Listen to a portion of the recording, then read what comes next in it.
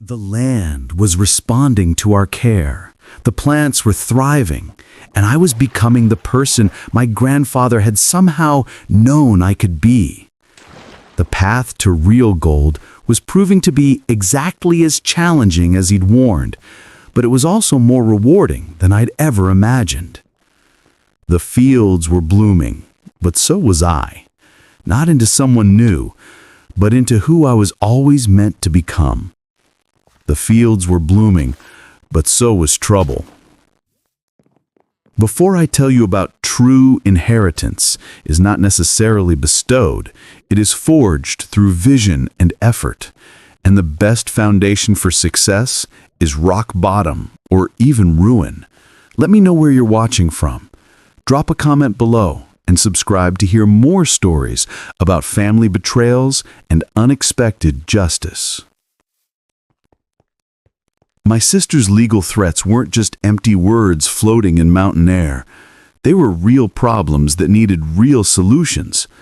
Audrey and I knew we had to act fast before her lawyers could find some loophole to exploit, some technicality that could unravel everything Grandpa Clarence had carefully constructed. We decided to take a road trip to Charleston, the kind of mission that felt part detective work, part legal archaeology. Our goal was simple: find someone who could testify to my grandfather's true intentions and put this inheritance dispute to bed once and for all. The drive through Virginia's rolling hills gave us time to strategize, but mostly we just tried to stay optimistic while preparing for the worst.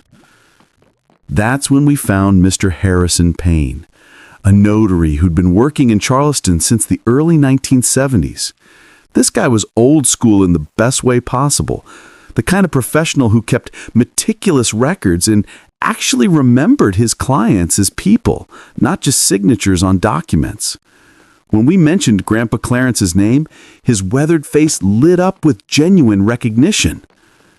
Mr. Payne pulled out files that looked like they belonged in a museum, but his memory was sharp as a razor.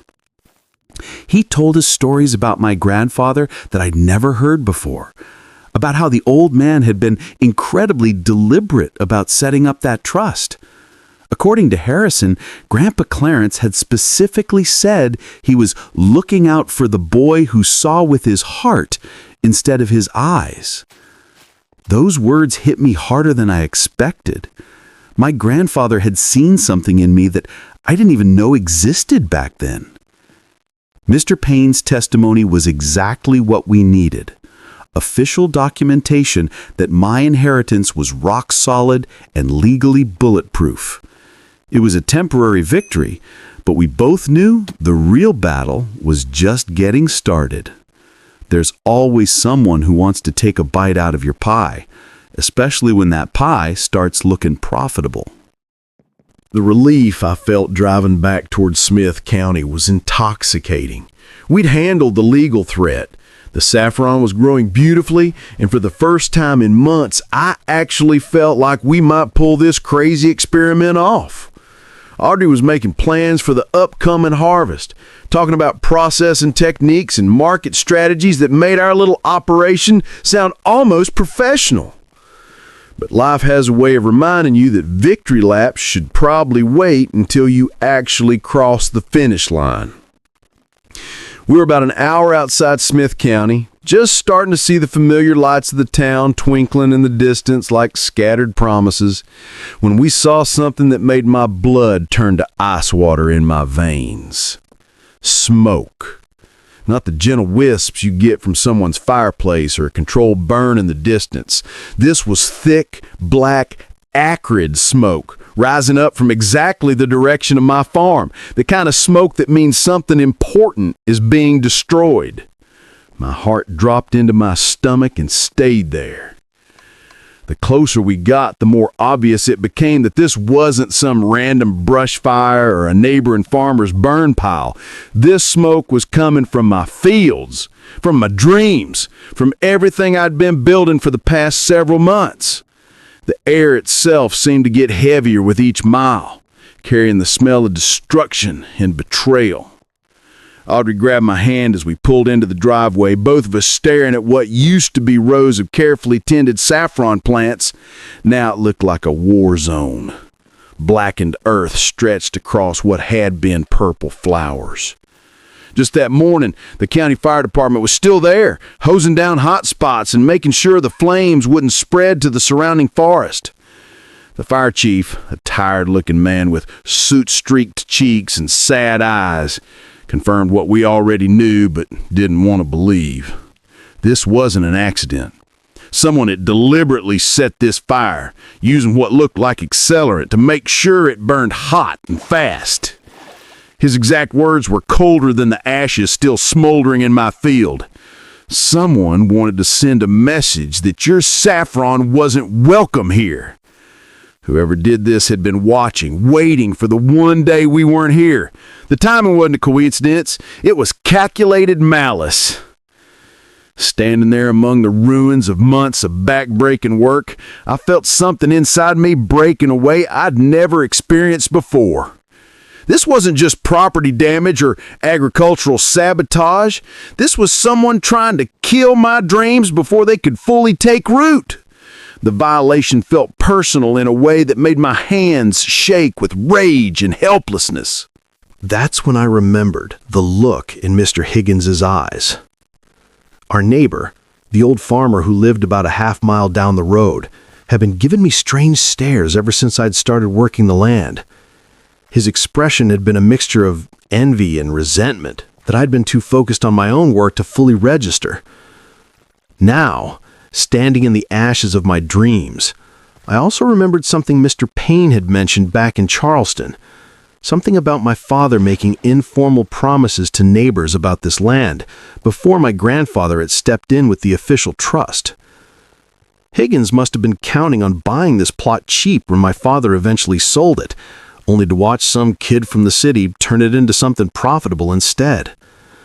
Some people don't forgive success, especially when they think it should have been theirs, even when that success comes from blood, sweat, and more determination than good sense.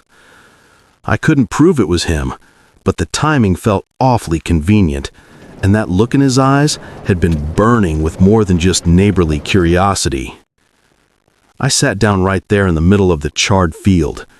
Everything I'd worked for was reduced to ash and disappointment. This was rock bottom of the basement, and I just crashed through the floor. It felt like life was asking me if I really thought this was going to be easy, if I'd actually believed that someone like me could turn dust into gold without consequences. But then Audrey did something that probably saved my sanity, and maybe my entire future. She sat down next to me in that burned field, put her arms around me, and said words that were stronger than any wall I'd ever leaned against. She told me that saffron survives in stone, that I would survive this too, that we would survive this together. Her voice was steady and sure when she explained that sometimes everything has to burn down before you can build something truly strong. This wasn't the end of our story. It was just the end of the first chapter. Her words became my lifeline in that moment, showing me that even when everything looks hopeless, someone believing in you can make all the difference. The strongest people, she said, are the ones who can smile through tears because they know there's always tomorrow. That hit me like a revelation wrapped in a hug. I'd been so focused on what I'd lost that I'd forgotten what I still had. The land, the knowledge I'd gained, Audrey's partnership, and my grandfather's unwavering faith echoing from beyond the grave. We spent that night planning our comeback instead of mourning our losses. The decision to start over wasn't just the only option available. It was the right option.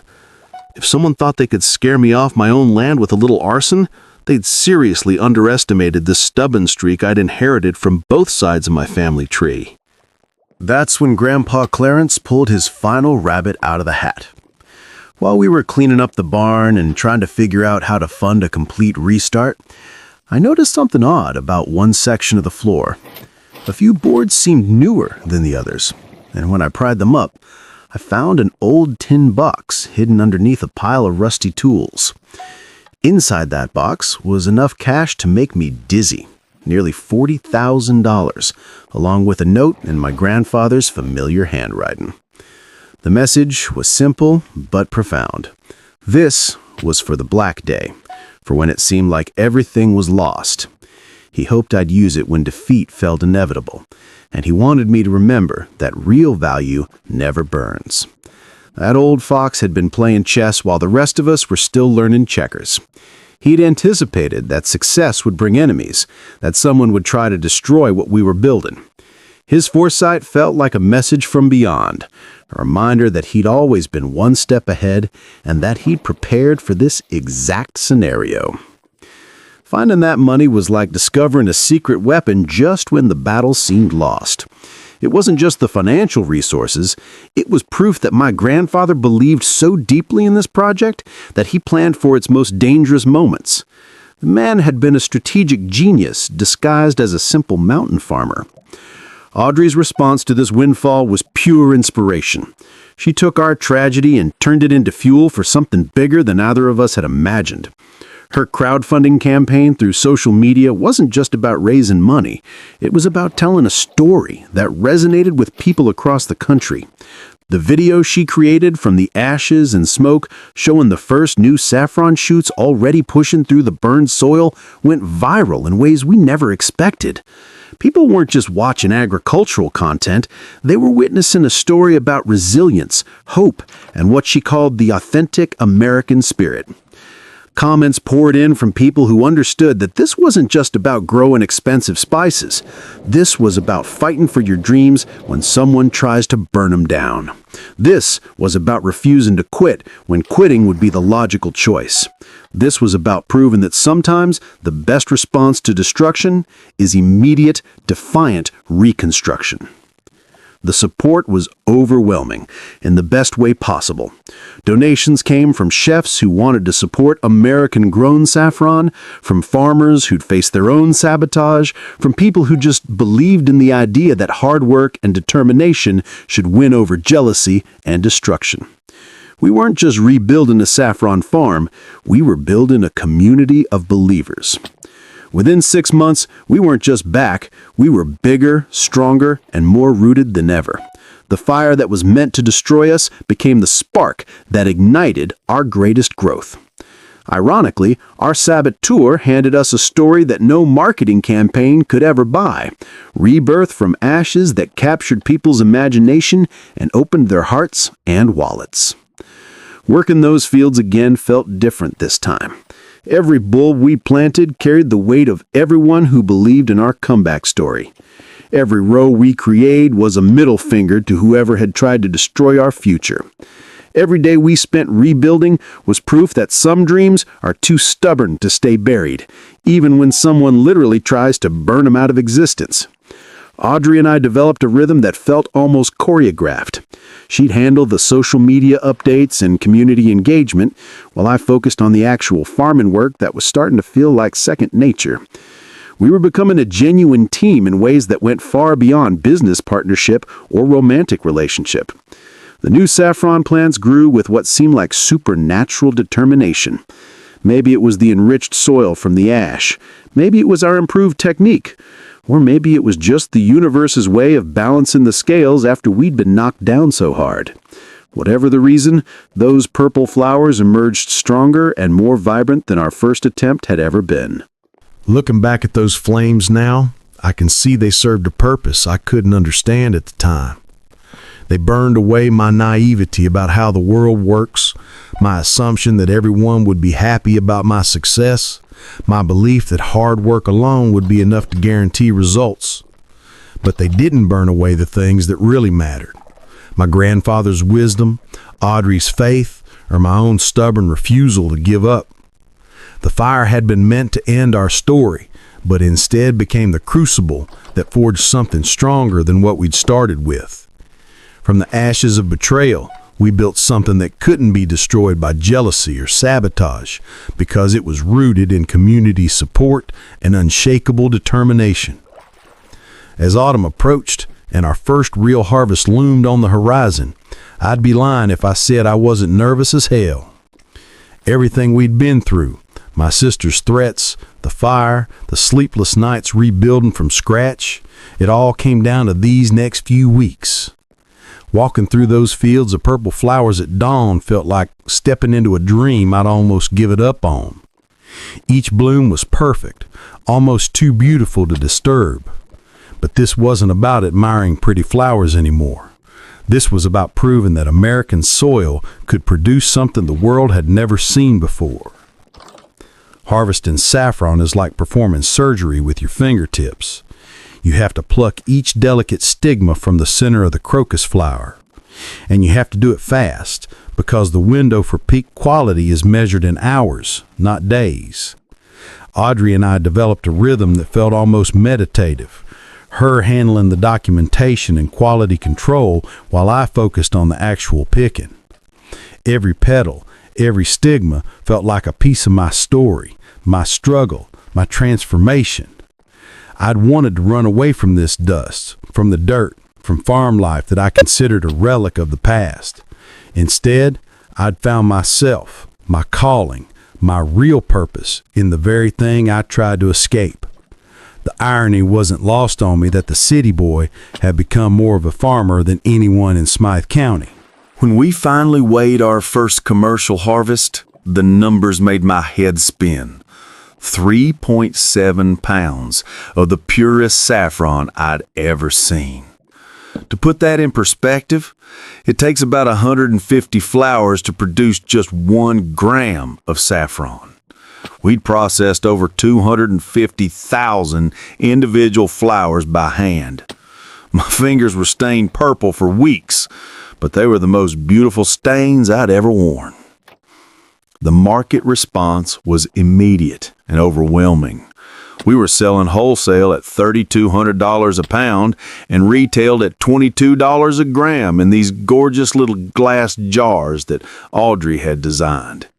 Each jar carried a facsimile of Grandpa Clarence's handwriting with our brand name, Appalachian Phoenix Gold. It wasn't just a product name.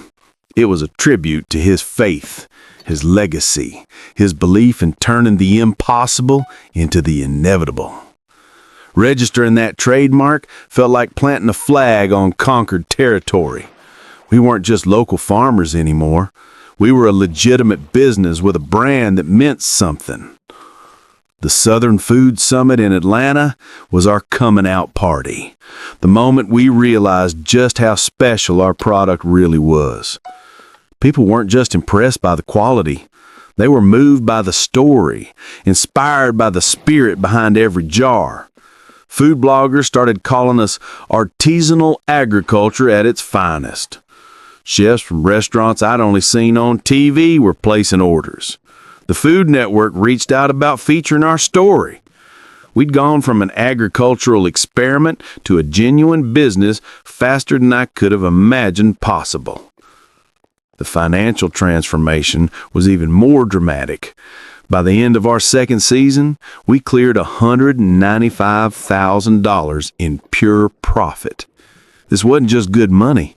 This was proof that dreams really do come true if you're willing to work hard enough and smart enough to make them reality. We invested in proper drying equipment, expanded our growing area, and hired 3 local farmers who'd once laughed at our crazy saffron project. Watching those same guys who'd mocked the city boy now asking for jobs was satisfying in ways I can't adequately describe. Sometimes the best revenge really is massive success. But success also brought new challenges. After another failed arson attempt, smaller this time, more like amateur hour vandalism, we installed security cameras throughout the property. I told Audrey that I finally understood what jealousy looked like. It hides in shadows and fears the light. Some people just can't stand watching others succeed, especially when that success makes their own limitations more obvious. The cameras were worth every penny, not just for security, but for peace of mind. We could focus on growing our business instead of constantly looking over our shoulders. Though I have to admit, there was something darkly amusing in catching our wannabe saboteur on video, stumbling around in the dark like a discount supervillain. Audrey, brilliant strategist that she'd become, started developing plans that made my head spin with their ambition. She wanted to expand into export markets, Canada, the European Union, positioning our product as premium organic saffron from the pristine Blue Ridge Mountains. Her vision was global in scope, but rooted in our local story. She had this way of explaining our mission that made it sound almost poetic. Our saffron isn't just a spice, it's history, quality, the American dream concentrated into every single jar. She was right. We weren't just selling a product, we were selling the idea that excellence could emerge in the most unlikely places. By our second year, we'd earned $540,000. The transformation was complete. I'd gone from being the family disappointment to the Appalachian Saffron Kid, a nickname that felt a hell of a lot better than anything I'd been called growing up. Sometimes you just have to prove everyone wrong, and the best way to do that is with results they can't argue with. The respect in people's voices when they talked about our operation was addictive. We had become a success story that small communities loved to claim as their own. Smythe County had gone from tolerating our weird agricultural experiment to proudly calling us their hometown heroes. That's when my sister Veronica decided to make another appearance, this time wearing a smile that looked like it had been glued to her face, but somehow never reached her eyes. She showed up talking about partnership opportunities, synergistic effects, stocks and investments, the future of our family legacy. Her voice dripped honey, but I could taste the bitterness underneath every word. The conversation was surreal in its shamelessness. She actually suggested combining our businesses, leveraging her connections to help us scale up operations. The woman who'd written me off as worthless when I had nothing now wanted to be my business partner when I had everything. The audacity was almost impressive, but I wasn't that confused kid sitting in a lawyer's office anymore. I'd developed calluses, both physical and emotional. I'd learned what real work felt like, what genuine accomplishment tasted like, what it meant to build something valuable from absolutely nothing. Her proposal felt like an insult to everything I'd sacrificed to get here. My response was calm, measured, and absolutely final. I reminded her that she had family when it mattered, when I needed support and belief. All I had was dust, dirt, and an old man's faith in my potential. That dust had given me more than she could ever imagine, more than her inheritance had given her. I'd found my path, and she'd apparently lost hers a long time ago. Watching her drive away for what I knew would be the last time felt like closing a chapter one should have finished years earlier. The past was finally past. The person who'd once made me feel small and worthless no longer had any power over my present or future. Success hadn't just changed my bank account, it had changed who I was at my core.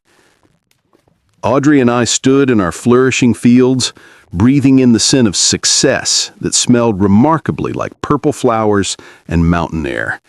We had built something together that couldn't be bought, couldn't be inherited, couldn't be stolen.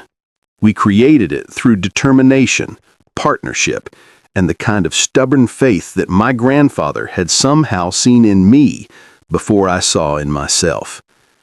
The Appalachian Mountains stretched out around us like protective arms, and for the first time in my adult life, I felt completely at home. Not just in the place, but in my own skin, in my choices, in the life I'd built from scratch. The boy who wanted to escape the dust had become a man who'd learned to turn that dust into gold. The greatest treasures really aren't what you find, they're what you create. And by our third season, what we created was nothing short of miraculous. 6 acres of Virginia mountain land covered in purple saffron flowers that looked like a velvet carpet of dreams stretching toward the Blue Ridge peaks. The numbers still make me shake my head in disbelief. $1.1 million in profit. Who could have imagined the dust could transform into gold? Not just metaphorical gold, but the kind that pays mortgages, builds futures, and proves that sometimes the craziest dreams are just disguised as the most sensible plans. The transformation in how people treated us was almost as dramatic as our financial success.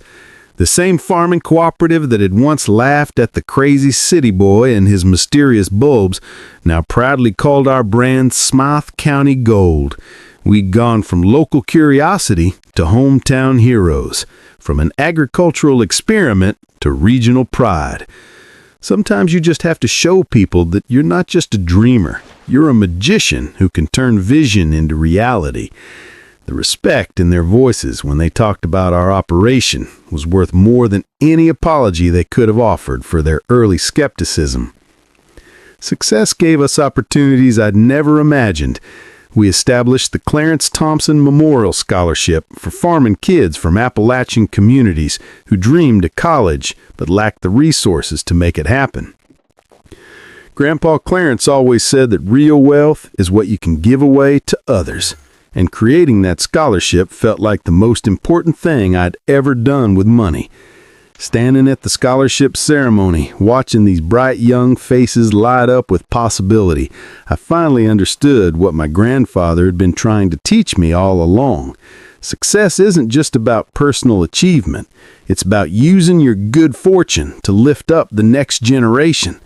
The kids receiving those scholarships had the same hungry look in their eyes that I probably had when I first held those saffron bulbs. But the most important wealth we'd accumulated couldn't be measured in dollars or acres. Audrey and I had built something together that transcended business partnership or even romantic love. We created a life that felt purposeful, sustainable, and deeply rooted in both the land and our shared values. On a crisp October morning, with the harvest nearly complete and the mountains painted in colors that rivaled our purple flowers, I made a decision that felt as natural as breathing.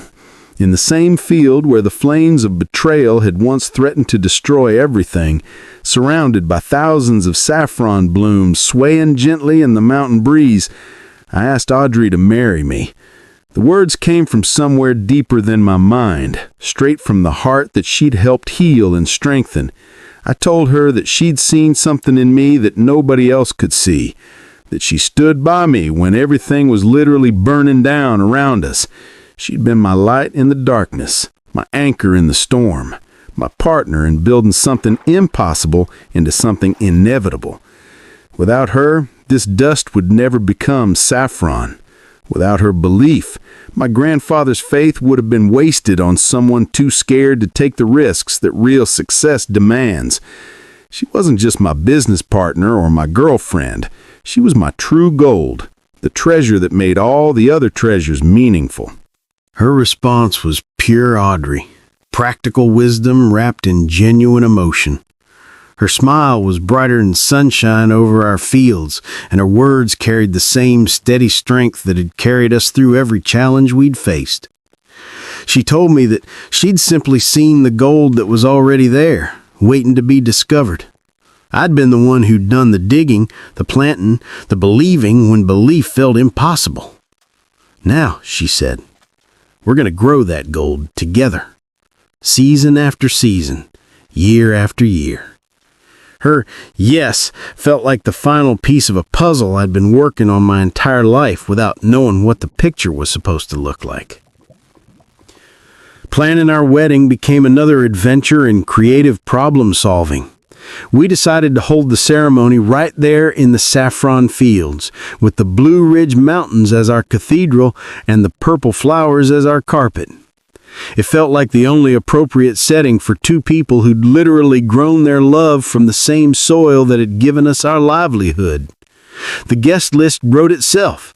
Farming families who became our extended community, customers who became friends, agriculture extension agents who'd helped us navigate the technical challenges of our unusual crop. Even some of the guys from the Blue Ridge Diner showed up, probably curious to see if the crazy saffron project would produce a crazy saffron wedding. The ceremony was simple, meaningful, and perfectly us. No fancy venue rentals or imported flowers, just two people making promises surrounded by the work of their hands and the beauty of the land that had brought them together. When the minister pronounced us husband and wife, the applause echoed off the mountains like nature itself was celebrating our union. Our honeymoon was a working vacation, a trip to Spain to study traditional saffron cultivation methods and explore export opportunities. Leave it to us to turn our romantic getaway into agricultural research. But that's what happens when your passion becomes your profession and your profession becomes your life's work. Coming home to Smythe County as a married couple felt like completing a circle that started when I first held those mysterious bulbs in my grandfather's letter. The land looked the same, but everything felt different, more permanent, more purposeful, more like we were building something that could last for generations. We started making plans that stretched beyond the next harvest season. Expansion possibilities, value-added products, maybe even a small processing facility that could serve other specialty crop farmers in the region. Audrey had ideas about agritourism, cooking classes, farm-to-table dinners that would showcase not just our saffron, but the entire agricultural heritage of Appalachian communities. The fourth season brought challenges we hadn't anticipated. Good problems, but still problems. Demand was outstripping our production capacity, and we were getting inquiries from distributors across the country. We had to make decisions about growth versus quality, expansion versus sustainability, success versus maintaining the intimate connection to the land that had made our success possible in the first place. We decided to grow carefully, deliberately, in ways that honored both my grandfather's wisdom and our own hard-earned experience. Some opportunities we pursued, others we politely declined. We learned that not every door you can open is a door you should walk through. 5 years after inheriting a patch of abandoned land and a box of mysterious bulbs, we were running $1 million agricultural operation that employed 12 people and had become a symbol of rural economic development for the entire region. State agricultural officials used us as a case study. Business schools sent students to interview us about entrepreneurship and sustainable agriculture. But the measure of our success that meant the most to me was much simpler. When I walked through our fields in the early morning, breathing in the scent of saffron flowers and mountain air, I felt completely at peace with who I'd become and what we'd built together. The boy who'd wanted to escape the dust had become a man who'd learned that dust could be transformed into gold with enough faith, work, and love. The inheritance I thought was worthless had become the foundation of a life more valuable than anything money could buy. Standing in those purple fields with Audrey beside me, watching the sun rise over the Blue Ridge Mountains and thinking about my grandfather's letter still tucked away in our safe, I finally understood the real message he'd been trying to send me.